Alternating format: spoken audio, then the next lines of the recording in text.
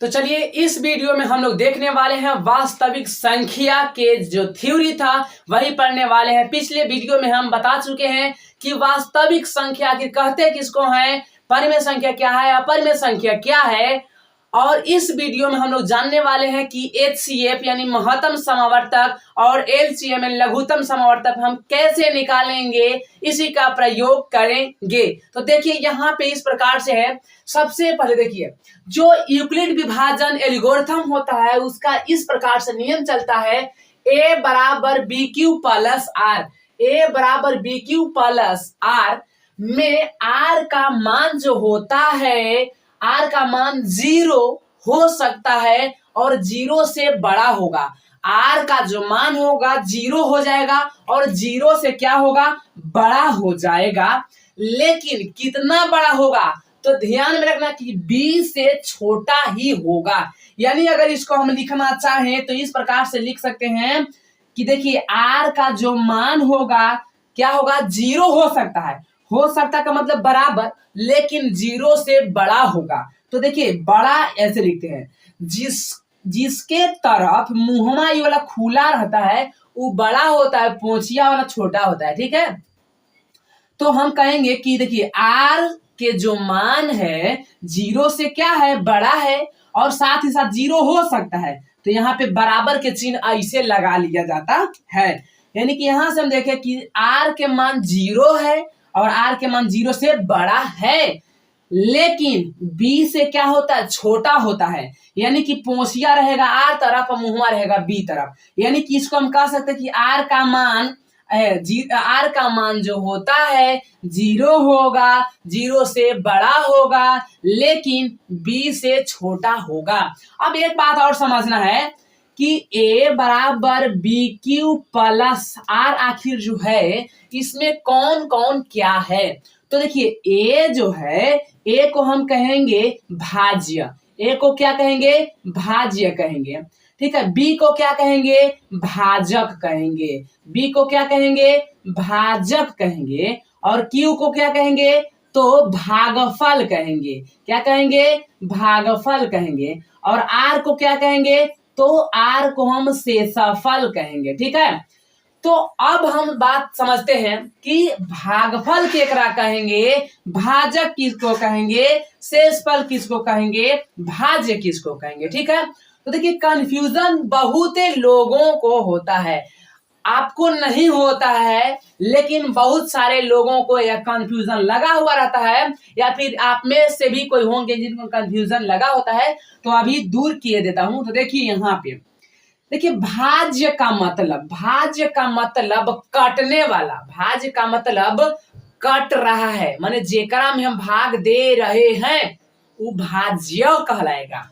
भाजक, भाजक का मतलब काटने वाला, भाजक का मतलब काटने वाला।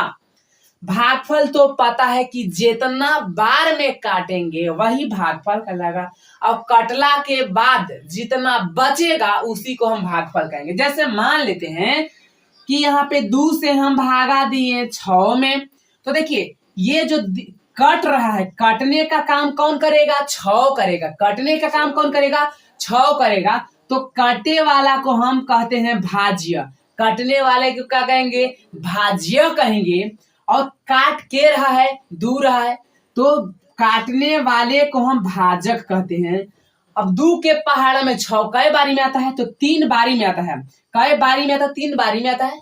तो 3 जो है जितना बार में आता है उसको हम भागफल कहते हैं। और जो बच गया तो बचा कितना, 0, तो 0 को हम कहेंगे शेषफल कहते हैं। ठीक है, तो देखिए आपको समझ में आया, भागफल आपको समझ में आता होगा, शेषफल समझ में आता होगा, और एकरा में कंफ्यूजन रहता होगा। तो भाजक माने काटने वाला, भाजक माने काटने वाला, याद रखिए। तो भाजक माने काटने वाला होबे करेगा, तो भाज्य माने क्या हो जाएगा, कटने वाला। तो आप समझ गए होंगे। तो अब यहाँ पे देखिए क्या बोल रहा है कि A बराबर BQ प्लस R जो होता है, एकरा में R का मान कहां से कहां तक, 0 से बड़ा होगा। जैसे देखिए यहाँ पे मान लेते हैं हम 5 से भाग देते हैं, कितना में, 12 में भाग दिए। ठीक है, आप यहाँ पे समझिएगा, 5 से अगर भाग दे रहे हैं 12 में, तो 5 दूना के 10, बाकी बच्चा कौची 2। तो हम क्या देखें, ई जो है 12 क्या है, तो 12 है ए, अब काट के रहा है बी, यानी कि बी बराबर 5, क्यू बराबर 2 और आर बराबर 2। तो हम यहां से देख रहे हैं कि जो आर का मान होगा वो क्या है, 0 से बढ़का है कि नहीं, 0 से बड़ा है ना। देखिए 0 से बड़ा नहीं है, 2 0 से बड़ा है। देखिए कथन क्या कर रहा था कि आर का मान जो होता है 0 से बड़ा होना, 0 से बड़ा हो रहा है, लेकिन केकरा से छोटा, बी से छोटा। तो बी के जगह 5 है, तो देखिए तो हमेशा कभी भी आप ऐसा नहीं देखिएगा कि 5 के पहाड़ हम पढ़े और ई जो है एकरो से बेसी आ गया, ऐसा होता नहीं है। जैसे अगर बात करें, देखिए एक तरीका से हो सकता है, जैसे हम 5 के पहाड़ 1 लगाएंगे तो 5 एक हम 5, बाकी बचा 7। तो देखिए क्या यह जो बात है सही है, 5 के पहाड़ा हम एक बार पढ़ेंगे तो आ गया 7 घट के। तो अभी यहाँ पे देख रहे हैं कि आर का मान क्या है, 7 है, जो कि बी माने भाजक से भी कौची हो गया, से फलवा बेसी हो गया। तो ये कौची सही है, भाग बिल्कुल गलत है। तो यानी कि हमेशा हम समझ रहे हैं कि आर के मान 0 हो सकता है। जैसे देखिए यहाँ पे 10 रहेगा तो 5 दूना के 10, देखिए 0 हो गया, माने 0 हो सकता है, 0 से बड़ा हो सकता है, लेकिन छोटा कहां तक होगा, तो बी यानी काटने वाला से हमेशा शेषफल क्या होता है, छोटा ही होता है। तो मुझे आता है कि समझ में आ गया होगा। अब चलते हैं धीरे धीरे। देखिए कह रहा है कि क्यू बराबर माने ए बराबर बी क्यू प्लस आर में क्यू बराबर 0 होगा कब, जब बी के जो मान होगा माने भाजक जो होगा काटे वाला से बेसी होगा। यानी कहे का मतलब है कि अगर क्यू बराबर 0 तो ए बराबर आर हो जाएगा। जैसे समझ लीजिए यहाँ पे कहने का मतलब है कि यहाँ पे देखिए 5 है, ठीक है, और 5 है, यहाँ पे 0 लगा दिए, यहाँ पे क्या लगा दिए, 0। तो देखिए 5 के पहाड़ा हम कई बारी पढ़ेंगे कि 0 आएगा, तो 0 बारी पढ़ेंगे। 5 के पहाड़ा कई बारी पढ़ेंगे कि 0 आएगा, तो 0 बारी में पढ़ लिए। तो ठीक है, अब यहाँ पे हम देख रहे हैं कि जो भागफल है, भागफल कौची से है, मैंने भागफल कितना आया, 0 आया। यानी कि क्यू को तो ही भागफल कहते हैं। तो भागफल 0 कब आ रहा है, जब हम ये देख रहे हैं कि काटे वाला जो है वो कटे वाला से का है, बढ़का है। तो देखिए 5 क्या है, बड़ा है ना, 5 हमेशा बड़ा है, भाजक बड़ा, यानी कि भागफल तब 0 होगा जब भाजक का होगा, बड़ा होगा भाज्य से। तो उस स्थिति में हम कहेंगे कि अगर यहाँ पे हम देख रहे हैं कि Q के जगह पर क्या है, 0 है, तो A बराबर B और Q के जगह पर 0 है, तब हम क्या देख रहे हैं कि B और गुने 0 यानी कि 0 यानी खत्म। तो क्या देखें कि अगर भागफल 0 होगा तो शेषफल और शेषफल और भाज्य आपस में क्या होगा, बराबर होगा। अब चलते हैं आगे की ओर। तो देखिए अब r बराबर 0 तब होगा, माने शेषफल 0 तब होगा जब b a को विभाजित करेगा। देखिए मतलब अगर 6 के पहाड़ा हम पढ़ रहे हैं, जैसे भागा दे रहे हैं, ठीक है, 6 से हम भागा दे रहे हैं कितना, 18 में मान लेते, तो 6 के पहाड़ा कई बार पढ़ लेंगे, 3 बार। तो देखिए माने शेष 0 कब हुआ, शेष 0 कब होगा, जब काटे वाला कटाए वाला यानी कि भाजक जो होगा भाज्य से क्या होगा, माने भाज्य को पूरा पूरा अगर काटेगा तबे भागफल कौन आएगा, 0 आएगा। तो अब यहाँ पे समझे, यानी कि हम अभी समझे कि A बराबर बी क्यू प्लस आर होता है वो फॉर्मूला जिसे हम यूक्लिड विभाजन एल्गोरिथम कहते हैं। यानी कि हिंदी में इसको कहें तो भाज्य बराबर भाजक गुने भागफल प्लस में शेषफल। यहाँ पे आप A बराबर बी क्यू प्लस आर के जगह पर कुछ भी लिख सकते हैं, जैसे D बराबर एम एन प्लस में क्यू, कुछ भी कर सकते हैं, लेकिन यहाँ पे कहना पड़ेगा कि D क्या है, भाज्य है, M क्या है, भाजक है, N क्या है, भागफल है, Q क्या है, शेषफल है। ये बात आपको क्या करना पड़ेगा, कहना पड़ेगा, लिखना पड़ेगा, ठीक है। तो अब देखिए इसके बाद समझे कि A बराबर बी क्यू प्लस आर में Q कब 0 होगा, तो क्यू तब 0 होगा जब भाजक जो होगा भाज्य से क्या होगा, बेसी होगा। और अगर भागफल 0 हुआ तो शेषफल और भाज्य आपस में क्या होगा, बराबर होगा। अब फिर पढ़े कि शेषफल 0 कब होगा, माने शेष 0 कब होता है, जब भाजक माने काटे वाला पूरा पूरा क्या करता है, काट देता है, तब होता है शेषफल 0। अब देखिए यूक्लिड के भाग लेमा को ही, यूक्लिड के भाग लेमा को ही हम भाग एल्गोरिथम भी कहते हैं। यानी कि यूक्लिड के भाग जो लेमा होता है उसी को हम क्या कहेंगे, तो एल्गोरिथम भी कहते हैं। अब देखिए कभी कभी आ जाएगा, आगे हम पढ़ाएंगे एक्सरसाइज में है कि देगा कि सिद्ध करें कि √3 एक अपरिमेय संख्या है। यानी कि यह कथन हो गया, अगर कोई कथन आपको सिद्ध करना है सत्य कि यह कथन जो है सत्य है, तो उसके लिए यहाँ पे करना पड़ेगा कि मानना पड़ेगा, लिखे पड़ेगा कि कथन ए सत्य है। अगर कथन ए सत्य है, सिद्ध करना है, तो सिद्ध करने में सबसे पहले ए को हम कहेंगे कि असत्य है। सिद्ध करना है कि सत्य है, लेकिन हम क्या करेंगे कि असत्य मानेंगे। फिर बाद में यह निष्कर्ष पर पहुंचते हैं कि कथन ए जो है असत्य नहीं था, कथन ए क्या था, सत्य था। जब कथन ए असत्य नहीं रहेगा, तब जब असत्य नहीं रहेगा तो क्या हो जाएगा, सत्य हो जाएगा। इसी प्रकार से HCF, देखिए HCF जो होता है, HCF 2 विधि से निकाला जाता है। HCF का मतलब महत्तम समावर्तक होता है। तो HCF जो होता है 2 विधि से, पहला विधि गुणनखंड विधि यानी अभाज्य गुणनखंड विधि, और दूसरा जो विधि होता है उसको हम यूक्लिड विभाजन एल्गोरिथम विधि कहते हैं। लेकिन जो एलसीएम होता है, लघुत्तम समावर्तक होता है, वह सिर्फ एक विधि से ही निकाला जाता है। वो कौन, सिर्फ और सिर्फ अभाज्य गुणनखंड विधि से।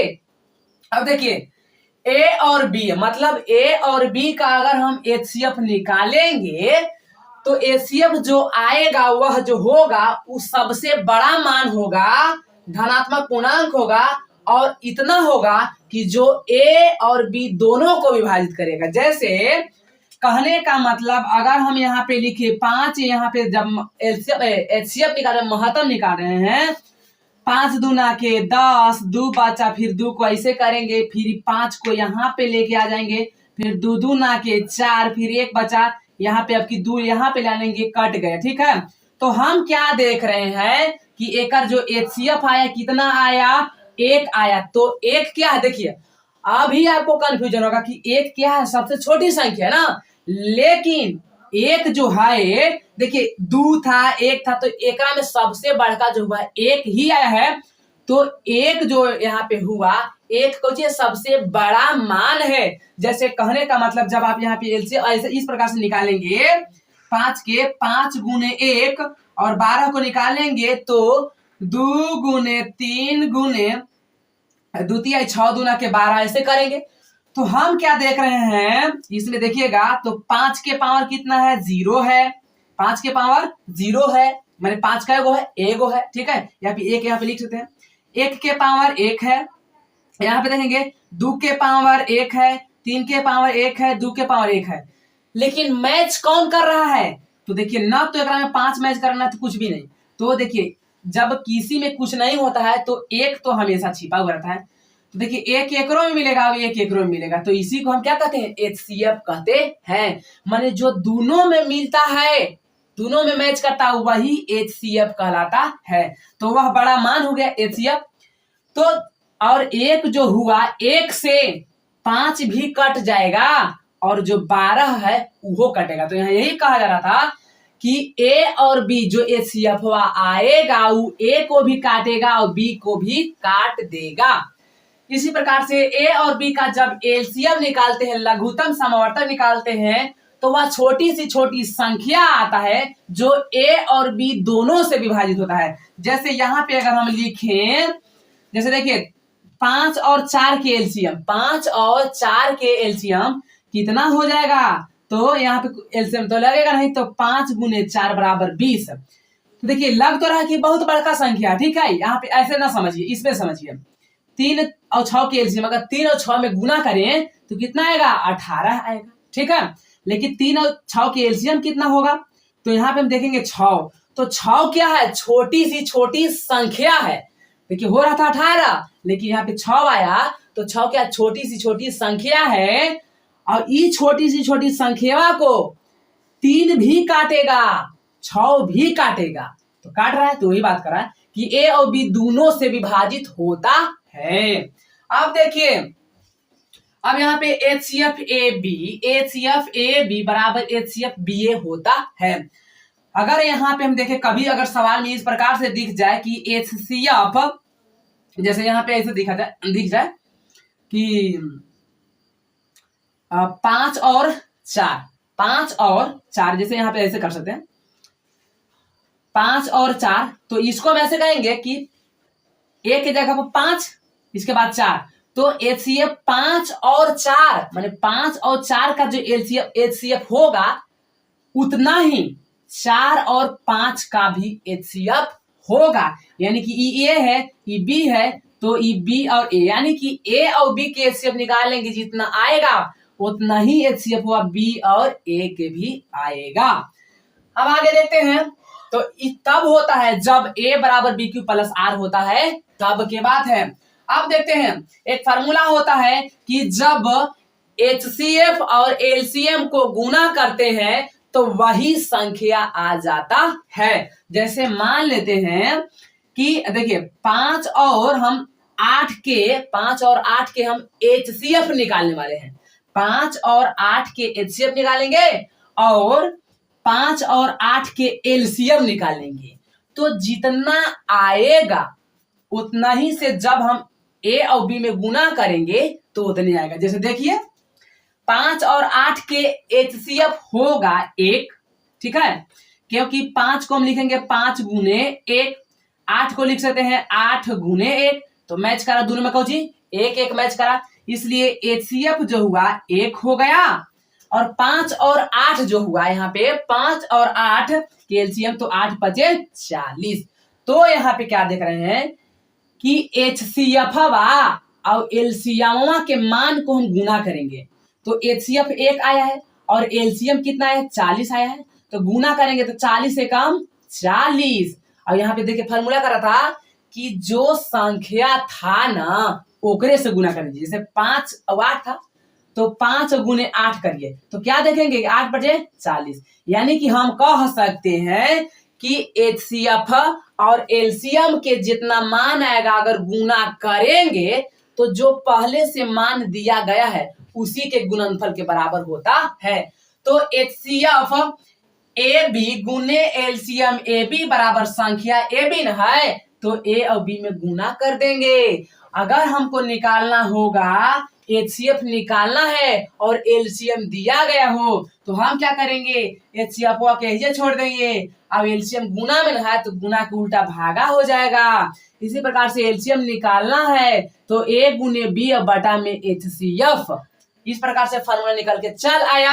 अब यहाँ पे देखेंगे कि 1 से बड़ा वह धन पूर्णांक पी जिसमें 1 और पी से भाग लगे, माने कहे का मतलब 1 से वह बड़ा धन पूर्णांक पी जिसमें 1 और पी से भाग लग जाए, 1 और पी से भाग लग जाए, तब हम अभाज्य संख्या उसको कहते हैं। जैसे कहने का मतलब क्या है से देखिए, 1 से बड़ा ऐसा संख्या जो माने 1 से भी कटे और उहे संख्या से भी कटे, माने 1 से बड़ा होना चाहिए और अपने आप से कटना चाहिए, तब वैसा संख्या को हम अभाज्य संख्या कहते हैं।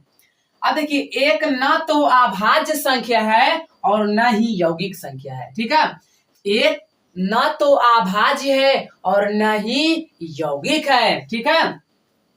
अब देखिए यदि कोई अभाज्य p q स्क्वेयर को विभाजित करता है तो p q को विभाजित करेगा। जैसे देखिए अगर p जो है q स्क्वेयर को काट सकता है तो p खाली q को भी काट सकता है। जैसे मान लेते हैं कि 5 जो है 5 के स्क्वेयर यानी 25 को 5 25 को अगर काट सकता है तो 5 25 न खाली 5 को भी का 5 जब 25 को काट सकता है तो 5 5 को नहीं काटेगा, काटेगा। यानी कि यही बात यहाँ पे कहा जा रहा है कि अगर P Q स्क्वायर को काट सकता है तो P Q को भी काट सकता है।